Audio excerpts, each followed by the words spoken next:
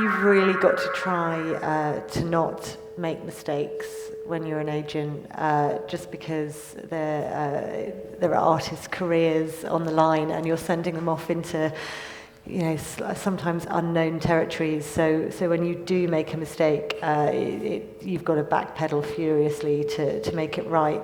I think the biggest mistake I ever made was I had an act that was going to South America to take part in a whole load of different festivals. It was the same festival, but there was a different edition in several different companies.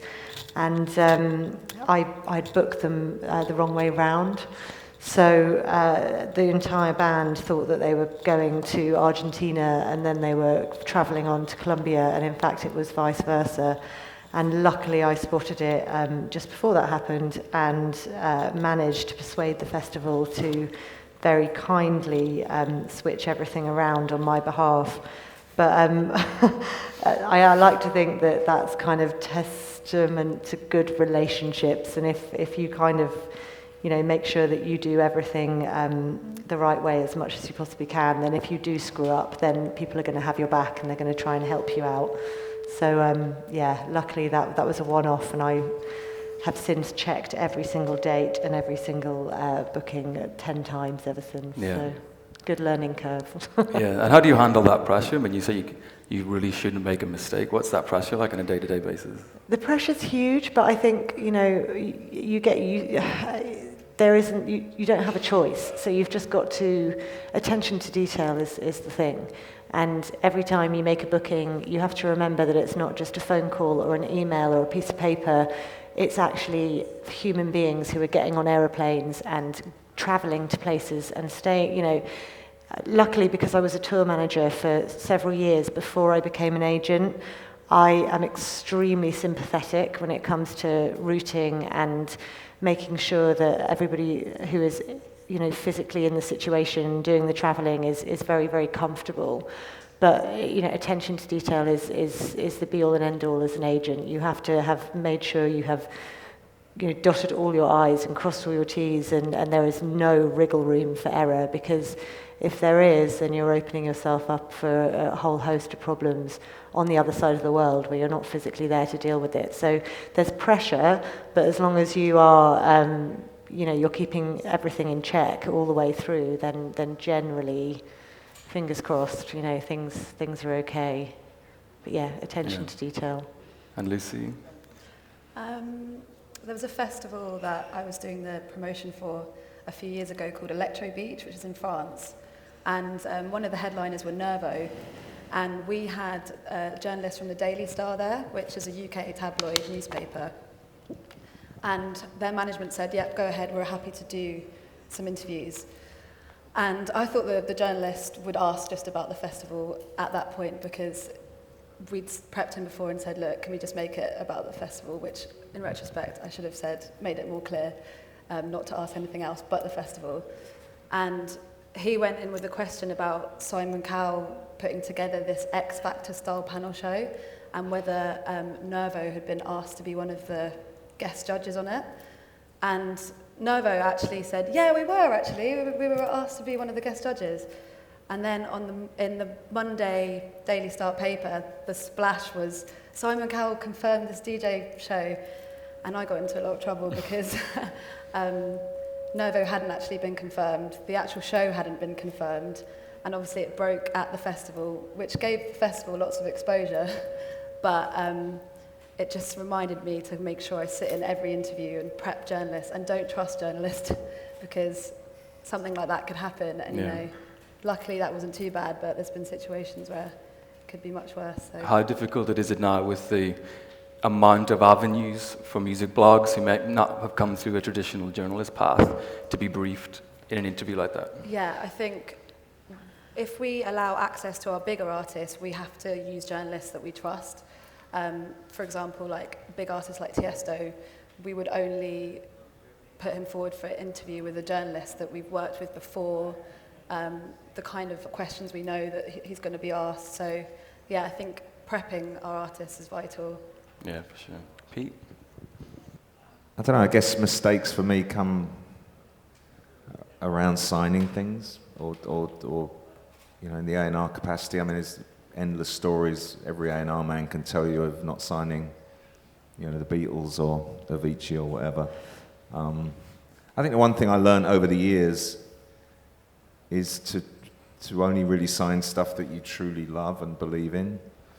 What was the record that you let slip through your fingers that you wish you'd signed? Well, when I was very young, starting out, Nana Cherry was a real pain in the ass because we went after that so hard. And back then, you were like, you'd live with these people. It would feel like everything else in your life would stop, and like for 3 months, you're just pursuing this one thing. Soul to Soul was the same. We offered a singles deal, and then Mick Clark at Virgin offered an album deal. We didn't get it. Massive Attack. I ended up signing Smith and Mighty after that, and we gave them about £500,000, and they smoked all of it. I remember going down to Bristol every few weeks and saying, "How's the album, guys?" Going into like a smoke-filled room. Really good. I don't think we ever put the album out. And Massive Attack were huge. So. Yeah. And guys, you learn from? Yeah, it's really interesting listening to like the other opinions of it, because a lot of the time it seems like it's very much like someone looking after an artist. It's like quite a big pressure. Whereas I feel at the stage we're at, we're making mistakes all the time, but we're almost making them a little bit more in private, maybe, because I feel like when you have the track that you really want, you have all that time to like work at it in the studio and make those mistakes sort of behind closed doors in some ways. So, and then when you have like the agent or you have the manager or you have A&R or whatever, you've got this other opinion. So it's almost like the mistakes for us would be just constant small ones. And I'm sure that as we get more and more, you know, hopefully if we get bigger and bigger, the mistakes are gonna, you know, it's gonna be a lot more pressure, I guess. But I think in terms of putting stuff out, I think we really have to make sure that, you know, we're really, really passionate about it and not put out something it can be a disaster, but as you were saying, like if you really believe in it and it's a disaster, then I guess you're learning from that, and that could happen. But I think, yeah, there's small mistakes, you know, when you start DJing and you go out and you completely screw it up, but at the same time, you haven't got all these eyeballs on you, so you get, with being someone underground and small, you kind of make those mistakes, but hopefully it doesn't get kind of splashed everywhere and you've got someone telling you that you've done something wrong. So I guess as you get bigger and the pressure gets higher, it's more of a... Yeah. And talking of pressure, I mean, we kind of touched on this when we spoke earlier, but when you guys, and obviously as your peers as well, artists around you, when they're releasing records consistently and they're of a certain quality and you're really into it, how much pressure do you feel then to think, should we better go back in the studio? Let's not accept the tour that we're supposed to go on, get back in the studio and make sure that we're always releasing stuff. I mean, is there a pressure there? Because we're kind of told when we start out that you need to release records to get bookings.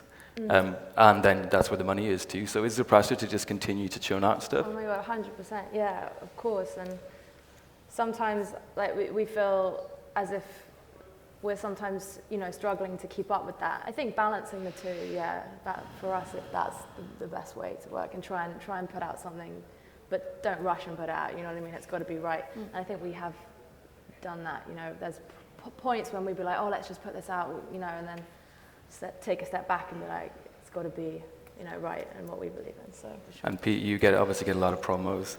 Have you spotted that trend at all? When a new artist has maybe an unexpected hit, and then suddenly 3 or 4 singles come out within 2 months?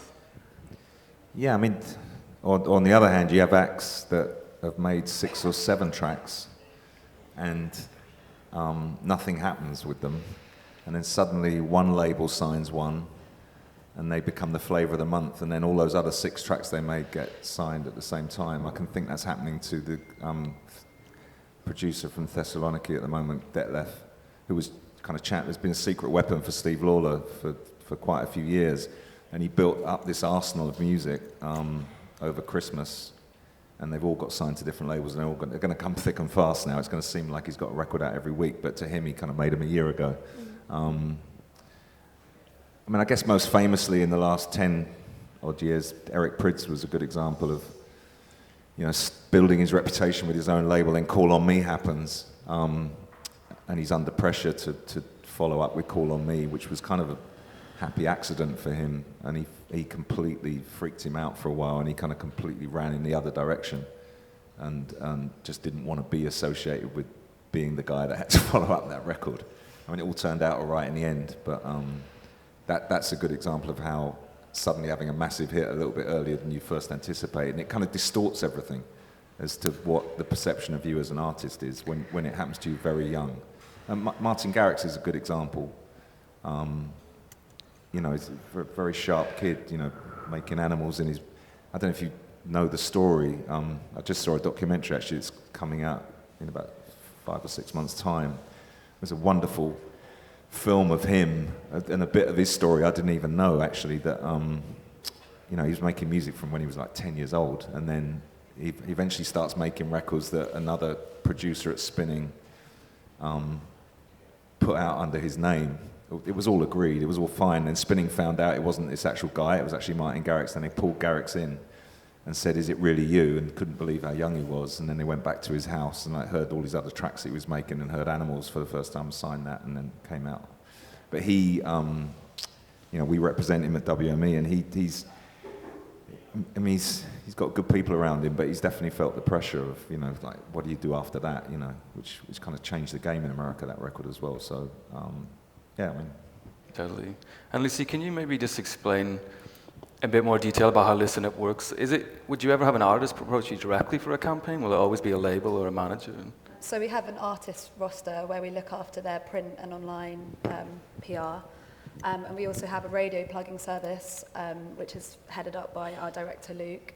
And I guess he'd be pitching records to Pete's producer and Radio 1, as well as international radio stations. And then we also run a sister company called The Noise House, which actually creates radio shows for artists. And then they push those particular shows out to certain stations as well internationally. And then obviously I do the festivals and events. So yeah, it's quite a broad service that we provide. We have to like the music fundamentally. Like if we like the track, even if it's not to our particular taste, but if we see there's potential, then they would, maybe a management or even an artist direct can send a SoundCloud link. We listen to everything that we're sent. And yeah, if we're passionate about a project, we'll take it on, and then we'll push it out to relevant tastemaker journalists, tastemaker blogs, and then off the back of that, sometimes artists can get signed off like a good spread of online coverage. It can really help. So it's worthwhile trying to build your own profile online, like organically, and coming to like Listen Up and saying, I've got X amount of followers. This is my track. What do you think about it? I mean, sometimes we pick up artists that way, but most often than not, it's through labels and through managers that we've worked with before. And Ilan, could you maybe tell us about what the process was like to you finishing your first tracks, to getting them signed? Did you send demos to someone? Did you just play them for your friends? They started playing them out? I mean, how did it work?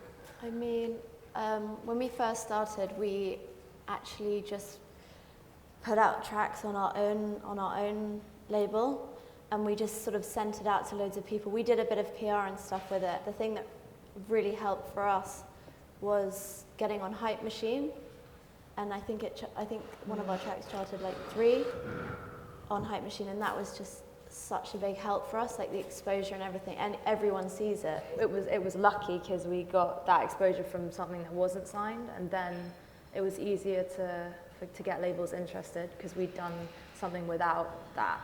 You mentioned that you had everything that you released on your own label until you went to Anjuna Deep. That's quite a big jump from being self-released to releasing on Anjuna Deep. What was the difference? What did it feel like? Did you feel like it was part of a bigger campaign? Yeah, it was a much bigger reach. Like, we really noticed that. Yeah. It was a huge change. But we've sort of hopped around from different labels. We've never really stuck with the same thing, right, just to kind of find our feet and see what works and what doesn't. So, yeah, but having like a good label involved obviously really helps so much. Yeah. And Laura, we were kind of talking earlier about the multiple roles you've had throughout your career and how you ended up here.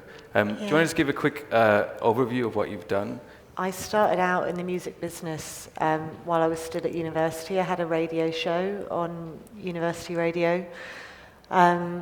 Through that, I met a band whose music I really loved, and I just started helping them out. Kind of when I had free time, you know, I'd sell their merch, and I'd kind of help introduce them to people and play their music on the radio. And they were signed to what was the biggest independent record label at the time, Independiente Records. And they really liked, you know, how enthusiastic I'd been, and they offered me a job. So I left university and went straight into a label, which was a huge education. And it was around the time that kind of record labels were faltering, and there wasn't the revenue that there had been. And so, very sadly, the label sort of wasn't long for this world.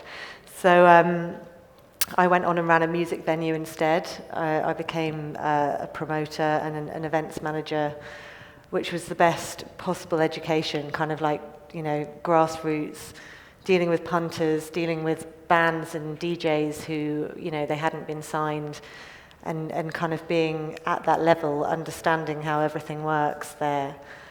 After that, I did a bit of music PR, and then after that, I went on the road for 2 years, production managing and tour managing, and kind of looking after huge crews of men living on a bus, which means I'm now completely unshockable.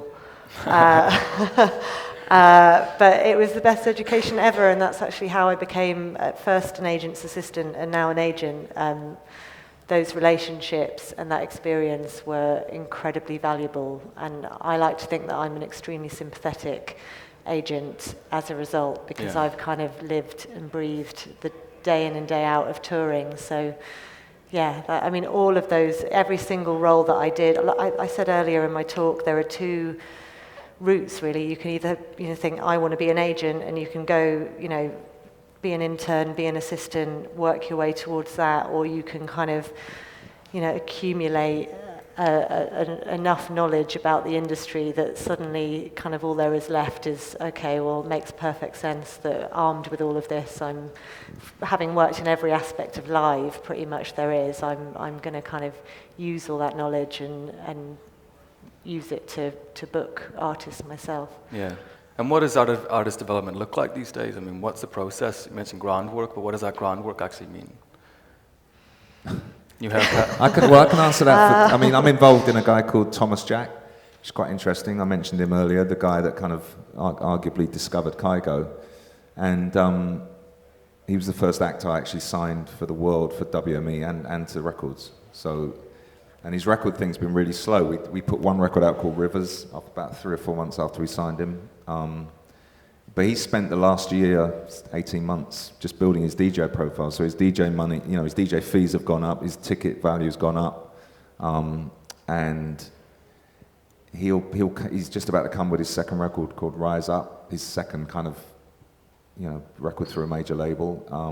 But that's been almost 2 years of work, of the groundwork now, of him building up his kind of value before he takes the next step. You know, personally, I would have liked him to put out more music, but that's just the way it's gone down.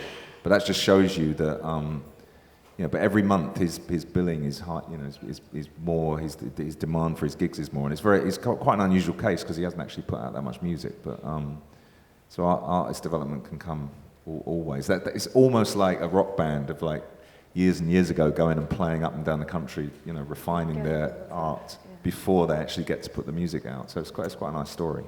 Yeah, and you mentioned, I mean, social media and promotion and stuff. How seriously, I mean, this is a bit of a tired topic, but how seriously, because we're told that, you know, the first thing you'll do when you get a demo in is go straight to Facebook, check how many likes they've got, just naturally to find out more about them. How seriously should people take promoting themselves on Facebook, or should we just focus on the music completely? Not just Facebook, but all platforms.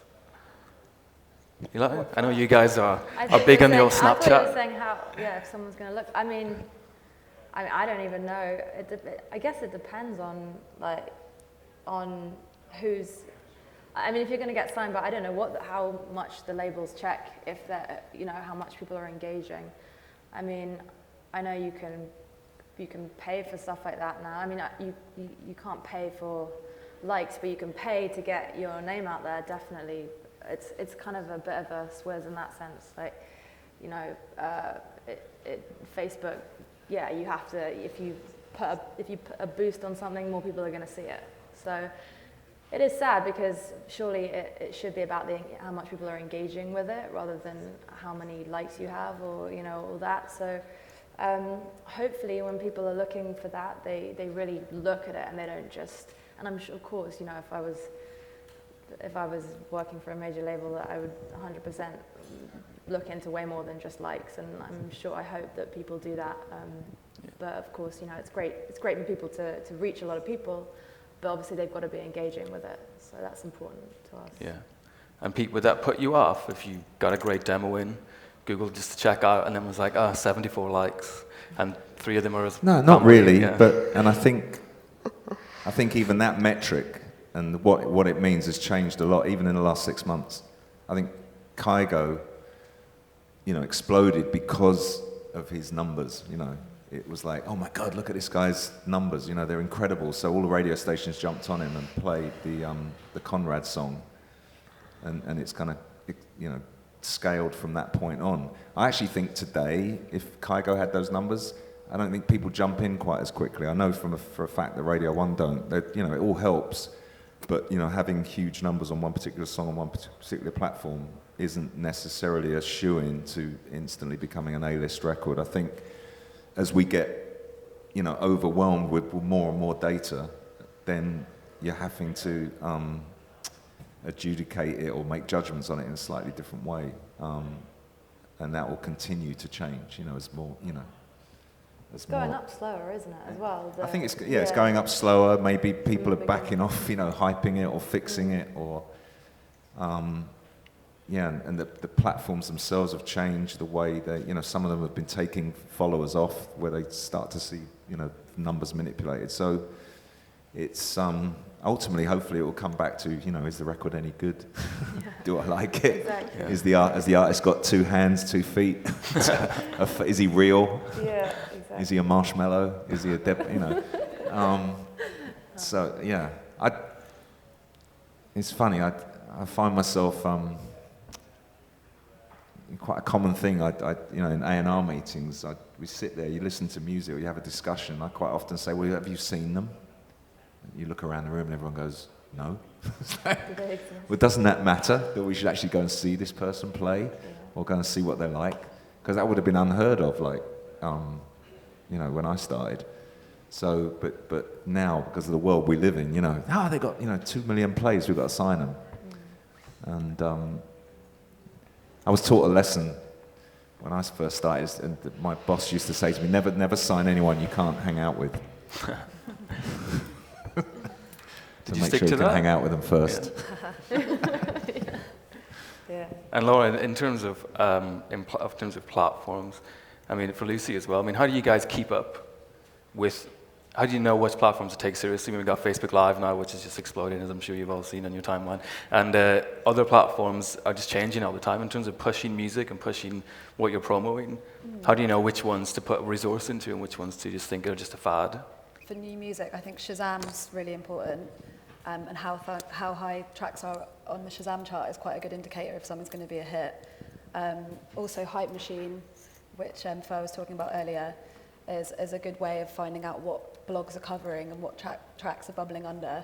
So in addition to obviously Facebook, Twitter, there's loads of other mediums to kind of gauge how successful or big a track's going to be. Those two in particular, Yeah.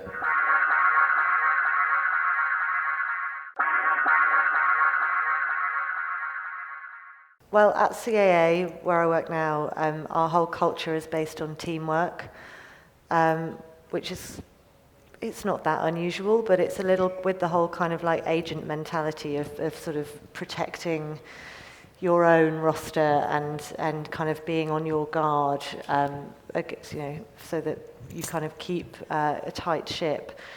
At CAA, it's all about working in a team. And that's something that I had to learn. That's something that Maria, who is still my boss, had to learn. You know, we came from a very different environment. And I can honestly say that what I'm most proud of is our team at CAA and how we interact together. You know, we support each other, we have each other's back, we listen to music together, we make decisions together.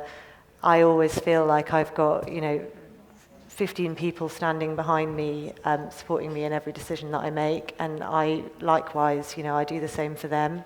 And I'm extremely proud of how much we've grown over the last 4 years. We started off with 3 agents. We obviously, we had a roster that we brought into CAA, but we were on the back foot. We were CAA was slightly behind most of the other major agencies in terms of developing an electronic roster. And I really feel that just through our support of each other and our, commitment to teamwork, we've managed to grow into a real competitor. And I think that the way we operate is always extremely respectful and decent. I'm very proud of that. Lucy?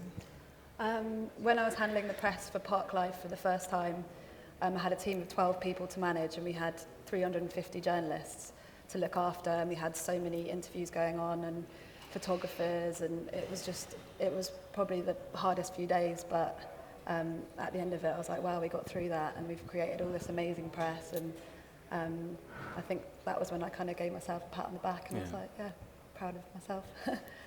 But yeah, that's it really. Nice one. Pete? I don't know, still being relevant enough to be on stage with these 4 girls. Ladies. I don't know, I guess just being able to have turned a hobby, from in my bedroom as a kid with my headphones on into a career is probably just still, to have actually turned it into a life. I'm proud of that. I think personally, taking my mum to Buckingham Palace for the MBE. Yeah. Oh, that's gotta be it. And girls? I would probably, we've both wanted to do this for a long time, and as we said before, we worked at Xenomania, which is a totally different world, for a long time. And I think you probably agree with me. I think basically working our butts off and getting to a point where we could actually do this full time, and we've now been doing it for full time for a year and a half. When we left that place, and no hard feelings to that place, it was the most incredible experience. We probably learned most of what we know now. But to have been putting out music and to be gigging and to get to a point where we could, leave that and be like, right, we want to do this on our own and actually go for it. And it was absolutely terrifying when that prospect, we made this decision to do it and to break free from it. And it hasn't been easy, but I think would you agree with that? Yeah. That was the moment where we were like, and I feel like, we're in it for the long run, and we want to make it a long career. So that was for us, I think, a good moment where we were proud of ourselves. Cool, nice one. So unfortunately we're out of time, but please give it up again for our panelists. Thank you.